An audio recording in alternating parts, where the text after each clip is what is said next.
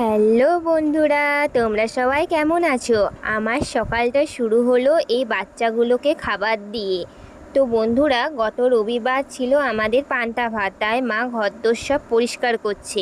এই যে দেখো, পুজোর জোগাড়পাতি প্রায় রেডি হয়ে গিয়েছে। আমি চলে গিয়েছিলাম কিছু মিষ্টি আনতে।